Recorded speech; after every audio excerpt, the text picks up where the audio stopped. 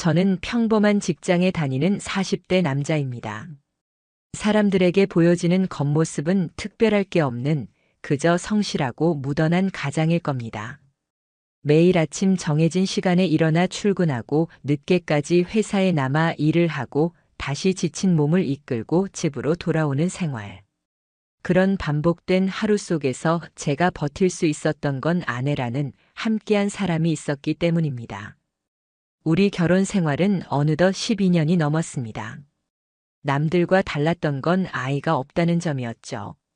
하지만 그게 저에게는 큰 문제가 되지 않았습니다. 아이가 없더라도 두 사람이 서로 기대면서 살아가면 되는 거라 믿었습니다. 물론 가끔 외로움이나 공허감이 없었던 건 아니지만 그래도 우리는 각자의 방식대로 가정을 꾸려가고 있다고 생각했습니다. 아내는 늘 제 곁에서 묵묵히 살아왔습니다. 웃을 때도 있었고 때로는 날카로워질 때도 있었지만 그 모든 건 부부라면 당연히 겪는 일이겠거니 넘겼습니다. 그리고 무엇보다 저는 제 방식을 따라 아내를 사랑한다고 믿었습니다. 저는 감정 표현이 서툰 사람입니다. 결혼 초부터 그랬습니다. 사랑한다는 말을 입에 달고 살지도 않았고 이벤트나 서프라이즈 같은 걸 준비할 줄도 몰랐습니다. 대신 제가 한 건 아내가 불편하지 않도록 옆에서 든든하게 서 있는 일이었습니다. 아내가 갖고 싶다고 말한 건 하나도 빠짐없이 사주었습니다. 때로는 값비싼 명품이었고 제가 보기엔 조금 사치스럽다고 느껴질 때도 있었지만 저는 제 능력 안에서 무조건 맞춰주려 했습니다. 그게 제 사랑이었으니까요. 말을 대신할 다른 방법이 없다고 생각했거든요. 그렇게 저는 나는 최선을 다하고 있다. 우리 결혼은 안정적이다라고 믿었습니다. 하지만 인생은 언제나 방심한 틈새를 노리듯 균열을 일으킵니다. 그날도 그랬습니다. 회사에서 정기 건강검진이 있었던 날이었습니다. 직원들을 위해 마련한 행사였는데 검진 후에 덤처럼 보험 리뉴얼 상담을 같이 진행한다는 소식이 있었습니다. 사실 저는 보험에 무심한 사람이었고 관심도 없었습니다. 늘 아내가 담당하던 부분이었으니까요. 상담을 위해 회사로 여러 설계사들이 방문했습니다. 제 앞에 앉은 사람은 깔끔한 정장을 입은 젊은 남자였습니다. 나이는 30 초반쯤 되어 보였고 깔끔하게 빗어넘긴 머리와 단정한 말투가 인상적이었습니다. 그는 자신을 정연이라고 소개했습니다. 첫인상은 좋았습니다. 사람이 싹싹해 보였고 말도 조리 있게 잘했습니다. 그는 제 보험 구조가 복잡하다면서 전면적으로 개편을 하는 게 어떻겠느냐고 권했습니다. 하지만 솔직히 저는 귀찮기도 했고 보험 같은 건 어려운 용어들만 가득해서 머리가 지끈거렸습니다. 마침 제겐 좋은 핑계가 있었죠. 보험은 아내한테 얘기하는 게 나아요. 우리 집은 보험 담당이 아내라 제가 잘 몰라요. 그렇게 말하고 넘겼습니다. 제겐 정말 자연스러운 말이었고 대수롭지 않은 일이었습니다. 그런데 그 작은 말 한마디가 앞으로 제 인생의 무게를 송두리째 흔들 줄은 꿈에도 몰랐습니다. 그날 이후 정연은 저 대신 아내에게 직접 연락을 하기 시작했습니다. 처음엔 오히려 고마웠습니다. 사실 요즘 세상에 이렇게 발품 팔아가며 고객을 챙기는 설계사가 어디 있습니까? 아내가 모르는 부분을 차근히 알려주고 직접 따로 상담해주는 게 성실하다고 느껴지기까지 했습니다. 이런 사람이면 믿을만하지 내심 그렇게 생각하기도 했습니다. 하지만 그게 시작이었습니다. 처음에는 분명히 보험 얘기를 하면서 연락을 주고받았을 겁니다. 그런데 시간이 흐르면서 이상한 점이 나타났습니다. 아내는 늘 말했습니다. 상품이 너무 복잡해서 몇 번 더 만나봐야 할 것 같아. 저는 처음엔 별 의심하지 않았습니다. 실제로 보험 상품은 복잡했으니까요. 하지만 어느덧 한 달이 지나고 보니 아내는 일주일에 2번씩 정연을 만나고 있었습니다. 주말에도 밖에 나갔습니다. 단순히 상담이라기엔 빈도가 지나쳤습니다. 그때 저는 슬쩍 물었습니다. 요즘 정연 씨랑 자주 만나는 것 같던데? 아내는 시큰둥하게 대답했습니다. 당신 보험도 같이 들어있어서 꼼꼼하게 알아보는 거야. 요즘 약관도 자꾸 바뀌니까 확인할 게 많아. 말만 들으면 이상할 건 없었습니다. 그런데 그때 이미 제 머릿속 어딘가에서는 경고음이 울리고 있었습니다. 작은 불안이 스멀스멀 자라났습니다. 하지만 그 불안에도 저는 아내를 의심하지 않았습니다. 아니, 의심할 수가 없었습니다. 제 아내인데 설마 그럴 리는 없다고 애써 믿었습니다. 그러던 어느 날이었습니다. 제 명의로 된 보험사 안내 문자가 도착했습니다. 내용은 이랬습니다. 보험 심사 서류가 정상 등록되었습니다. 저는 순간 고개를 갸웃했습니다. 이상했습니다. 분명 그건 아내가 따로 처리한다고 한 건이었는데 제 서명이 필요했던 부분이었습니다. 그런데 제가 서명한 적이 없는데 심사가 끝났다는 겁니다. 이상하다 싶어 곧바로 고객센터에 전화를 걸었습니다. 상담원의 대답은 충격이었습니다. 배우자분 서명으로 처리되었습니다. 순간 제 몸이 뻣뻣하게 굳었습니다. 아내가 제 서명을 대신한 겁니다. 그것도 제가 모르는 사이에. 별것 아닐 수도 있다고, 실수일 수도 있다고 마음을 다잡으려 했지만 뭔가 근본적인 불신이 솟아올랐습니다. 이건 단순한 착각이 아닐 수 있다. 바로 그 순간부터 저는 아내의 외출을 기록하기 시작했습니다. 노트에 날짜별로 시간, 누구를 만나러 간다고 했는지, 언제 나갔고 몇 시에 들어왔는지를 적었습니다. 스스로에게 묻듯이 확신을 얻고 싶었던 겁니다. 내 마음이 괜히 의심으로 흐른 게 아니라는 증거가 필요했으니까요. 그리고 불과 일주일도 지나지 않아 악몽 같은 장면이 제 눈앞에 펼쳐졌습니다. 그날은 제가 반차를 내고 일부러 아내가 외출하는 시간을 맞췄습니다. 아내는 거울 앞에서 평소와 다른 준비를 하고 있었습니다. 트레이닝복이나 슬리퍼 차림으로 대충 나가던 사람이 셔츠를 단정히 걸치고 머리에 드라이까지 말끔하게 하고 있더군요. 힐까지 신었습니다. 순간 제 속이 쿵 내려앉는 듯 했습니다. 저는 멀리서 따라 나섰습니다. 아내가 들어간 곳은 카페였습니다. 유리창 너머로 보니 이미 정연이 먼저 와 앉아 있었습니다. 두 사람은 자연스럽게 마주 앉았고 마치 오래전부터 약속이라도 한 사람들처럼 웃고 있었습니다. 정연은 휴대폰을 꺼내 아내에게 무언가를 보여주었고 아내 역시 자기 폰을 꺼내며 즐겁게 대화를 이어갔습니다. 그리고는 툭 그의 손등을 두드리며 웃었습니다. 그 웃음. 저는 숨이 막혔습니다. 그건 제가 한 번도 보지 못한 아내의 얼굴이었습니다. 제가 수년을 함께 살면서 단 한 번도 본 적 없는 해맑고 설레는 그 웃음. 그 순간 온몸이 저려왔습니다. 발끝부터 머리끝까지 감각이 얼어붙는 듯 했습니다. 머릿속은 하얗게 비어버렸고 심장은 폭발할 듯 뛰었습니다. 저런 표정을 왜 나한텐 보여주지 않았을까? 카페 유리창 너머로 보이는 장면은 제 결혼 생활 전체를 송두리째 뒤엎어버리는 순간이었습니다. 상담 자리라면 나올 수 없는 웃음, 나올 수 없는 몸짓이 거기 있었습니다. 그건 부정할 수 없는 현실이었습니다. 그날 이후 제 삶은 완전히 달라졌습니다. 누군가 제 바닥을 확 끌어내린 것 같았습니다. 분명 오해일 수도 있다고 착각일 수도 있다고 수없이 다짐했지만 그 순간만큼은 달랐습니다. 그것은 단순한 의심이 아니라 눈으로 본 증거였습니다. 그리고 저는 결심했습니다. 더는 감정으로 끌려다니지 않겠다고. 이제부터는 준비를 해야 한다고. 저는 그날을 기점으로 철저하게 변하기 시작했습니다. 겉으로는 아무렇지 않은 척 평소보다 더 다정하게 아내를 대했습니다. 어쩌면 그게 더 섬뜩했을 겁니다. 속으로는 이미 피가 거꾸로 솟고 있었지만 겉모습은 웃고 있었습니다. 오늘 늦게 들어와도 돼. 요즘 스트레스 많아 보이더라. 제가 그렇게 말해주자 아내는 안도한 듯 웃으며 집을 나섰습니다.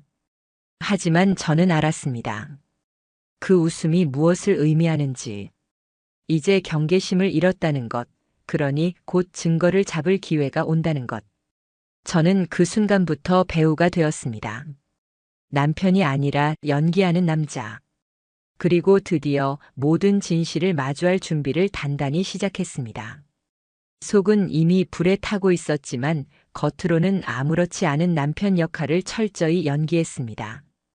아내를 의심하고 있다는 흔적조차 보여서는 안 됐습니다. 그래야만 그녀가 경계심을 풀고 그래야만 제가 확실하게 모든 것을 잡아낼 수 있었으니까요. 그날 이후 아내의 외출은 더 잦아졌습니다. 평소의 옷차림도 달라지기 시작했습니다.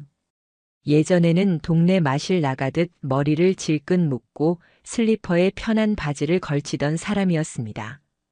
그런데 지금은 달랐습니다. 블라우스에 정장 바지, 하이힐까지 신고 나서는 날도 많아졌습니다. 향수 냄새도 진해졌습니다. 저는 속으로 이를 악물었지만 아무런 말도 하지 않았습니다. 다만 제 기록장에 또박또박 그 시간을 적을 뿐이었습니다. 오늘 오후 3시 외출. 블라우스 힐. 행선지 불명. 밤 10시 귀가 외출 7시간. 기록할 때마다 가슴이 찢어질 듯 했지만 꾹꾹 눌러 담았습니다. 제 감정을 드러내는 순간 모든 게 허사가 될 테니까요. 하지만 저는 알았습니다. 언젠가는 더 구체적이고 더 치명적인 장면이 제 눈앞에 나타날 거라는 걸요. 그래서 저는 먼저 움직였습니다. 혼자 감시하는 데는 한계가 있었습니다. 회사 후배에게 은밀히 물어봤습니다.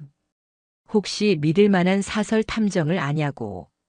후배는 제 눈치를 보다가 조심스럽게 명함 하나를 건네주었습니다. 며칠 뒤 저는 그 사무실을 찾았습니다.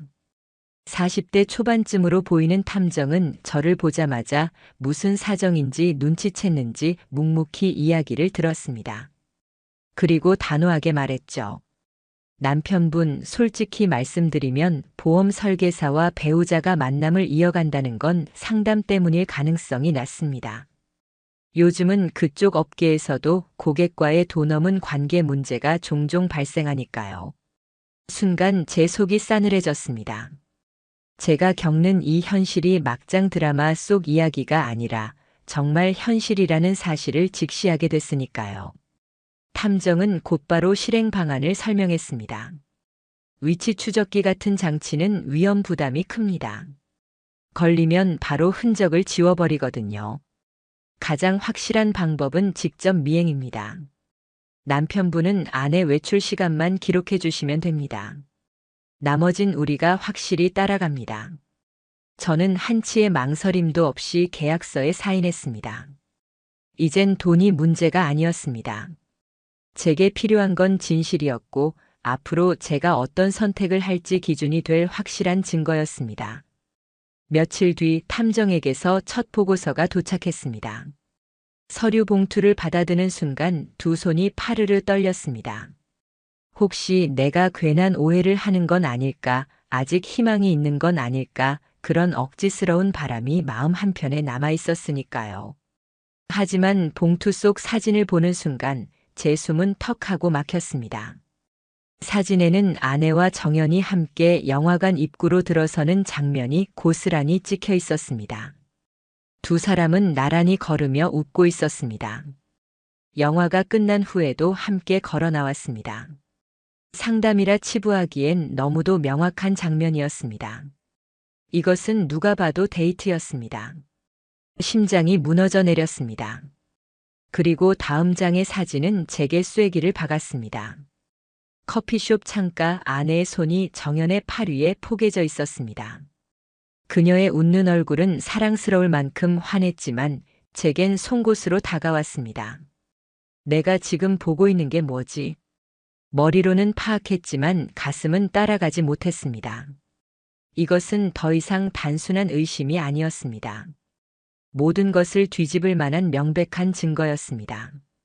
그날 밤 저는 아내를 마주하고 태연한 척 물었습니다. 정연 씨랑 일은 잘 돼가? 순간 아내의 얼굴에 스치는 미묘한 당황. 하지만 이내 아무렇지 않게 미소 지으며 말했습니다. 그냥 뭐. 설명은 들었는데 좋은 조건은 없더라. 전날 정연과 함께 영화를 보고 웃던 얼굴로 지금 제 앞에서 천연덕스럽게 거짓말을 하고 있는 겁니다. 저는 속으로 씁쓸한 웃음을 삼켰습니다. 그래. 이제 끝까지 가보자. 그 다음 날 저는 변호사를 찾았습니다. 이혼 때문은 아니었습니다. 아직 그 단계까지는 가지 않았습니다. 하지만 상간남 소송, 최소한 그 남자가 저지른 행위에 대해서는 반드시 책임을 묻고 싶었습니다. 변호사는 든든했습니다. 지금 확보하신 증거는 충분합니다. 영화관 사진, 카페에서의 스킨십, 외출 동선까지. 추가 확보가 조금 더 있으면 바로 소송 가능하죠. 승소 가능성도 아주 높습니다. 그 말을 듣고 저는 다시 한번 심호흡을 했습니다. 이제 더 이상 물러날 수 없다는 사실을 깨달았으니까요. 그 뒤로 저는 아내의 모든 움직임을 더욱 철저히 기록했습니다. 탐정도 더욱 치밀하게 움직였습니다. 호텔이나 모텔은 잡히지 않았지만 대신 중간 지점의 은밀한 만남들이 적나라하게 드러났습니다. 주말마다 정연의 차로 이동하는 모습도 포착되었습니다. 이제 제 손에는 사진, 영상, 문자 모든 기록이 있었습니다. 이 정도면 충분하다. 이제 그들도 자신들이 무슨 짓을 했는지 똑똑히 알게 되겠지. 저는 이미 준비가 끝난 사람처럼 차갑게 결심했습니다. 그리고 마침내 첫 폭발의 순간이 찾아왔습니다. 어느 날 집으로 들어온 아내는 태연히 말했습니다. 정연 씨랑 마지막 상담했어. 이제 그냥 기존 보험으로 가자. 마지막 상담? 웃기지 마라. 바로 전날 두 사람은 리조트 근처 브런치 카페에서 다정히 사진을 찍고 웃고 있었으면서 그 사진을 이미 내 손에 쥐고 있는 내가 모를 거라 생각한 걸까. 저는 조용히 입술을 열었습니다. 그럼 리조트 카페에서 찍은 사진은 뭐야? 그 순간 아내 얼굴이 굳어졌습니다. 얼굴이 잿빛으로 변했습니다. 시간이 정지된 듯 방 안은 숨소리조차 들리지 않았습니다. 너 정연이랑 무슨 사이야?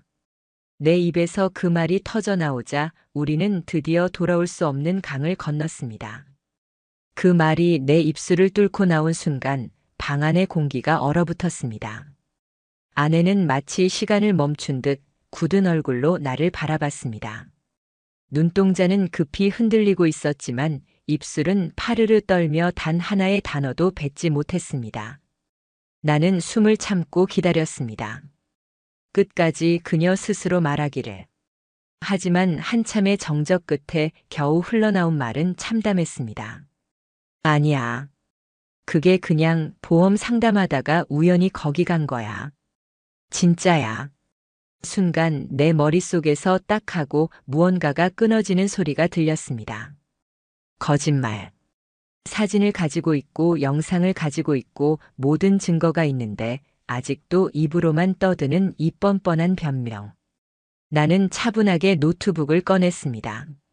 아이콘을 클릭하며 떨리는 손가락을 애써 감췄습니다.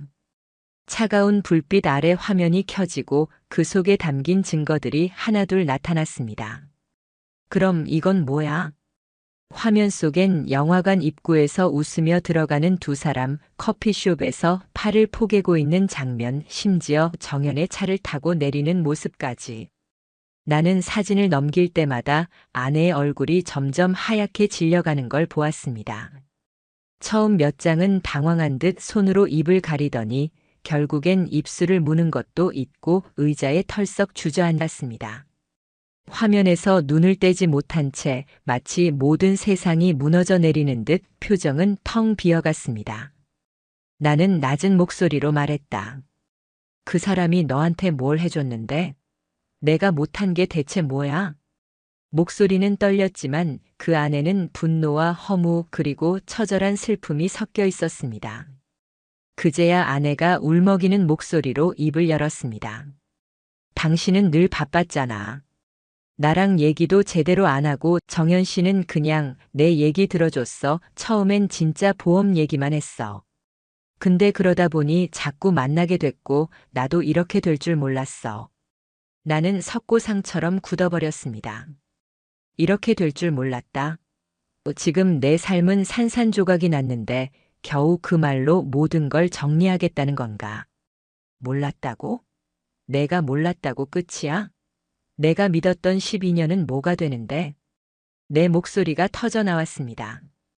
차갑고 단단하게, 그러나 안쪽은 뜨겁고 날카롭게 찔러대는 느낌이었습니다. 아내는 눈물을 쏟으며 내 손을 붙잡았습니다. 제발 그러지 마. 정연 씨는 그냥 감정적으로 가까워졌을 뿐이야. 절대 그런 건 없었어. 그 말에 나는 헛웃음을 터뜨렸습니다. 외도가 꼭 몸이어야만 성립되는 줄 알아? 남편 속이고 몰래 만나고 웃은 그 순간부터 이미 선은 넘은 거야. 아내는 연신 고개를 저으며 울기만 했습니다. 하지만 나는 더 이상 그 눈물이 불쌍하지 않았습니다. 그날 밤 결국 나는 집을 나왔습니다. 집 몇 개만 챙기고 문을 쾅 닫으며 발걸음을 옮겼습니다. 지쳐버린 가슴, 끝없이 울리는 심장. 더 이상 숨 쉬고 싶지 않은 공간에서 벗어나야 했습니다. 그날은 결혼 생활의 마지막 날처럼 느껴졌습니다. 다음 날 아침 나는 변호사 사무실로 향했습니다. 처음 찾았을 때보다 걸음이 훨씬 단단했습니다. 이번에는 망설임이 없었습니다. 나는 정식으로 상간남 소송을 접수했습니다. 사무실에서 변호사가 서류를 정리하며 말했다. 지금 상황이면 충분히 법적 책임을 물을 수 있습니다. 남편분이 확보하신 자료 아주 유효합니다. 나는 고개를 끄덕이며 입술을 깨물었습니다. 이제 시작이다. 며칠 뒤 상간남 정연에게 내용 증명이 전달됐습니다. 혼인 관계를 파탄에 이르게 한 점에 대해 법적 책임을 묻겠다. 짧지만 가장 날카로운 문장. 느닷없이 전화가 왔습니다. 발신 번호를 확인한 순간 나는 심장이 뛰었습니다. 정연이었습니다. 잠시 망설였지만 통화 버튼을 눌렀습니다. 그리고 들려온 목소리. 형님, 저 정말 죄송합니다. 그런 의도는 아니었어요. 그냥 말이 잘 통해서. 나는 피식 웃었습니다. 말이 잘 통해서? 그래서 남의 아내랑 영화 보러 다니냐? 내가 뭔데 남의 가정을 깨? 정연은 더듬고 떨면서 변명했습니다. 합의할 수 없을까요? 정말 죄송합니다. 제 실수입니다. 합의만. 나는 단호히 잘랐습니다. 합의? 웃기지 마. 법정에서 보자. 그날 이후 아내는 내게 끊임없이 연락했습니다. 한 번만 제발 용서해줘. 나도 왜 그랬는지 모르겠어. 그 사람이 무슨 마법이라도 건 것 같았어. 내가 미쳐 있었던 거야. 나는 핸드폰 화면을 바라보다가 결국 메시지를 닫아버렸습니다. 그 눈물 섞인 문자들이 이제는 아무 감정도 건드리지 못했습니다. 나는 점점 더 확신했습니다. 이제 끝이다. 이 결혼도 그 남자도 모두 책임을 져야 한다. 소송은 생각보다 훨씬 빨리 가동됐습니다. 정연에게 보낸 내용 증명을 통해 상간남 소송이 시작되자마자 그는 금세 불안에 휩싸인 듯 변호사를 통해 여러 차례 합의 요청을 보내오기 시작했습니다. 처음에는 목소리가 낮았습니다. 깊이 반성하고 있다. 제발 단 한 번만 용서해달라. 합의해 주신다면 제가 어떤 조건이든 맞추겠다. 하지만 내가 단호히 거절하자 얼마 지나지 않아 태도가 바뀌었습니다. 합의금이 너무 과하다. 가정을 깨려는 의도는 없었다. 단순한 상담에서 비롯된 것이다. 나는 그 문구를 보고 있자니 씁쓸한 웃음이 나왔습니다. 끝까지 책임을 축소하려는 태도, 여전히 자기 잘못을 온전히 인정하지 않는 모습. 그러나 나는 이미 모든 증거를 가지고 있었습니다. 그리고 내 옆에서 변호사 역시 단호했습니다. 법원은 감정적인 사과에 휘둘리지 않습니다. 사진, 영상, 만남의 일정, 모든 사실 관계가 있으면 그게 판결의 전부가 됩니다. 우리 쪽 자료가 충분합니다. 걱정 안 하셔도 됩니다. 나는 그 말을 들으며 싸늘한 확신을 가졌습니다. 이 싸움은 절대 물러설 이유가 없다고. 그리고 며칠 뒤 예상치 못한 소식이 들려왔습니다. 정연이 소속된 보험사에 이 사건이 전해졌다는 것이었습니다. 내가 직접 제보한 게 아니었습니다. 소송 절차 과정에서 자연스럽게 노출된 자료가 회사 차원에까지 전달된 것이었죠. 조사에 착수한 회사는 곧 결정을 내렸습니다. 정연에게 대기 발령 조치를 내린 뒤 그가 맡던 고객 관리 업무를 전면 중단시킨 겁니다. 어디까지나 임시 조치라고 했지만 사실상 퇴출 수순이나 다름없었습니다. 더군다나 회사 내 조사를 통해 내 사건 말고도 다른 여성 고객과 불편한 관계가 있었다는 불만이 조금씩 터져나온 상황이었으니까요. 그 소식을 듣고도 나는 웃을 수 없었습니다. 이상하게 허탈했습니다. 이제야 가면이 벗겨진 거네. 하지만 내 가정은 이미 무너졌는데 머릿속에 떠오르는 건 무너진 내 삶뿐이었습니다. 그러니 어떤 처벌을 받아도 그 자체가 내 삶을 되돌려주지는 않는 겁니다. 아내는 그 무렵 달랐습니다. 그제야 눈물을 흘리며 내 앞에 무릎 꿇었습니다. 정말 그땐 내가 미쳐 있었던 것 같아. 그냥 말이 통하는 게 좋았어. 내가 바보였던 거야. 나쁜 짓인 줄 알면서도 그 순간은 특별한 거라고 착각했어. 잘못했어. 제발 한 번만. 나는 대답하지 않았습니다. 후회와 눈물로 모든 것이 되돌아간다면 애초에 이런 일은 일어나지도 않았겠지요. 이제는 울음이 공허하게 울릴 뿐 내 마음은 단단히 닫혀 있었습니다. 그러던 어느 날 파장은 더 크게 퍼져갔습니다. 아내의 친구들, 지인들, 심지어 교회에서 함께하던 모임 사람들마저 하나 둘 등을 돌리기 시작했습니다. 누군가는 메시지를 보냈습니다. 너 어떻게 그런 짓을 하고도 뻔뻔하게 웃고 다닐 수가 있어? 리조트에서 찍은 사진 다 돌았어. 다 봤어. SNS에 늘 행복한 부부 연기를 올리던 그녀의 계정은 순식간에 조용해졌습니다. 프로필은 검은 배경으로 바뀌었고 댓글도 사라졌습니다. 심지어 내게 직접 연락하는 사람들도 있었습니다. 저는 아내 되시는 분 늘 좋게 봤는데 이번 일은 너무 충격이에요. 정말 힘내세요. 나는 차가운 눈길로 메시지를 읽고 간단한 답변만 남겼습니다. 감사합니다. 그리고 전부 차단했습니다. 더 이상 그 누구와도 엮이고 싶지 않았으니까요. 정연의 상황은 점점 나락으로 떨어지고 있었습니다. 결국 그는 법정에 서게 되었습니다. 제출된 증거들은 차갑게 그러나 명확하게 모든 걸 보여주고 있었습니다. 영화관 사진, 카페에서 웃으며 팔을 맞댄 장면, 한밤중의 드라이브. 상담이라는 포장지를 다 벗겨낸 민낯이었습니다. 법정에서 판사는 최종적으로 판결문을 읽었습니다. 상간남 정연은 혼인 관계를 파탄에 이르게 한 책임이 명백하다. 피고는 위자료 3천만 원을 지급하라. 순간 가슴에서 억눌렀던 무언가가 터져나왔지만 그게 해방감인지 또 다른 허무감인지 알 수 없었습니다. 나는 분명 승소했는데 전혀 기쁘지 않았습니다. 되찾은 건 고작 돈 몇 장. 그러나 잃은 건 10년 넘는 나의 결혼 생활 전부였으니까요. 정연은 판결 직후에도 사과 한마디 하지 않았습니다. 대신 대리인을 통해 차갑게 통보했습니다. 일시금 지급은 불가하다. 분할 납부하겠다.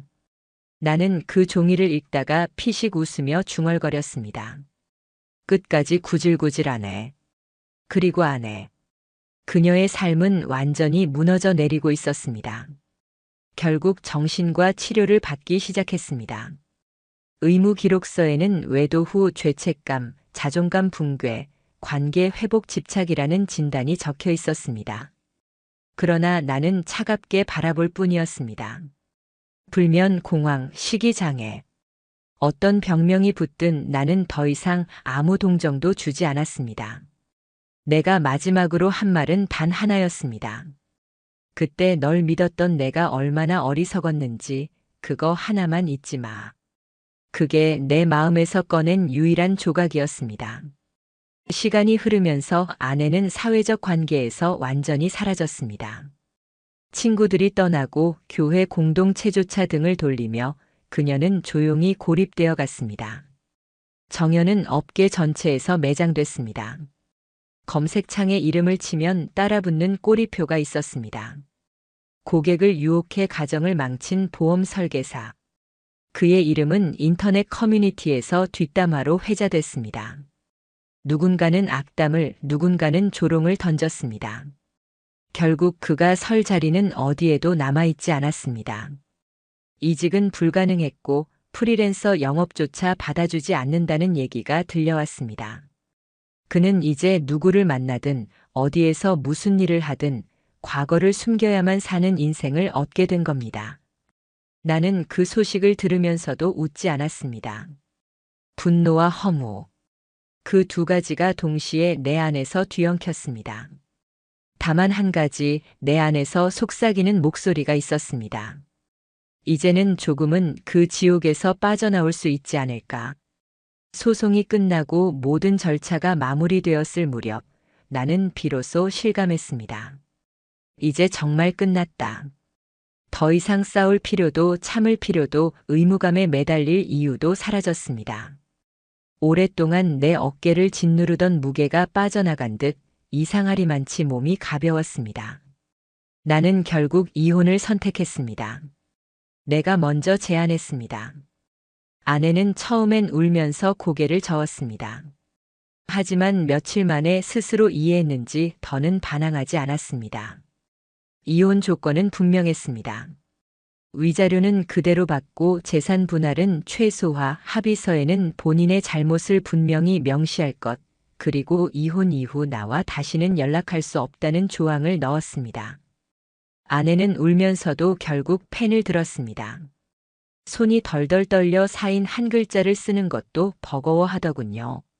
하지만 나는 그 손길조차 차갑게 바라보았습니다.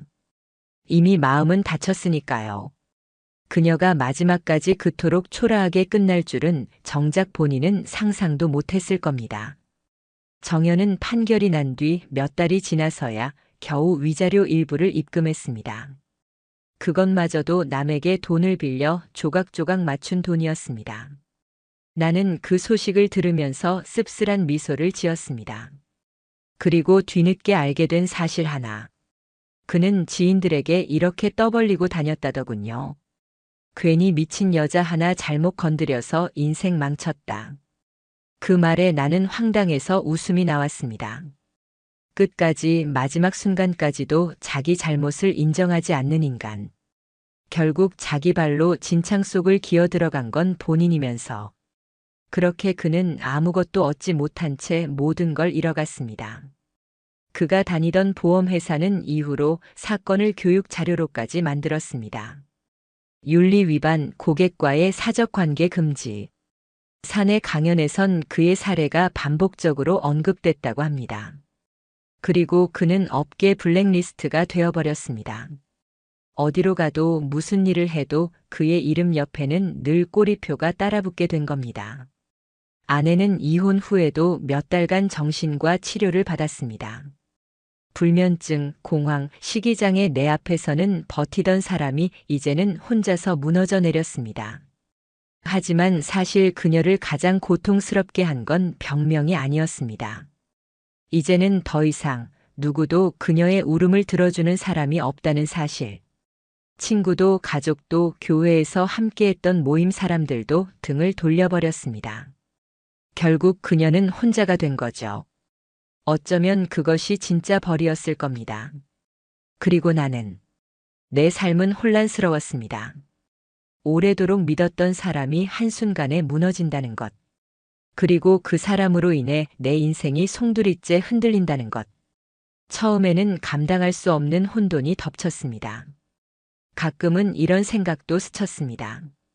만약 내가 몰랐다면 지금도 계속 속고 살고 있었겠지? 그럴 때마다 나는 스스로에게 답했습니다. 차라리 다행이다. 이제라도 알았으니 적어도 속지 않고 살 수 있으니까. 지금은 조용한 일상을 살고 있습니다. 아침에 눈을 떠서 혼자 커피를 내립니다. 출근하고 퇴근하면 책을 읽거나 운동을 합니다. 텅 빈 집안 풍경이 처음엔 낯설었지만 차츰 익숙해졌습니다. 지금은 그 고요함 속에서 오히려 평온을 느끼곤 합니다. 사람들과도 거리를 둡니다. 깊이 엮이지 않고 필요한 만큼만 관계를 유지합니다. 다시는 누군가를 절대적인 존재로 취급하지 않기로 결심했습니다. 누군든 변할 수 있다는 사실을 뼈저리게 겪었으니까요. 그리고 이 이야기를 듣고 계신 여러분께 꼭 하고 싶은 말이 있습니다. 혹시 지금 비슷한 일을 겪고 계신가요? 혹은 배우자 혹은 연인의 외도로 마음이 무너져 내려도 참고만 계신가요? 저는 부탁드리고 싶습니다. 절대 참지 마세요. 누구보다 먼저 자신을 지키세요. 외도의 고통은 목숨을 파고드는 서늘한 송곳과도 같습니다. 그 칼날을 멈추게 할 수 있는 건 참는 것이 아니라 행동하는 것입니다. 증거를 모으고 스스로를 지켜내고 필요하다면 단호히 법의 힘을 빌리십시오. 저는 그 길을 걸었습니다. 그리고 결국 확실히 지옥의 문을 닫을 수 있었습니다. 이제 저는 다시 시작할 수 있습니다. 잃은 것이 많았지만 적어도 제 인생은 다시 제 것이라는 사실. 그것 하나만으로도 충분히 앞으로 나아갈 힘이 됩니다.